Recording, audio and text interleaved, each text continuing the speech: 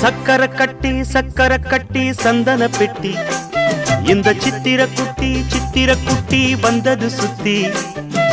சக்கர கட்டி சந்தன பெட்டி இந்த சித்திர குட்டி வந்தது சுத்தி எப்பொழுதும் அசத்தும் உன்னுடைய நினைப்பு என்ன செஞ்சு அடங்கும் என்னுடைய தவிப்பு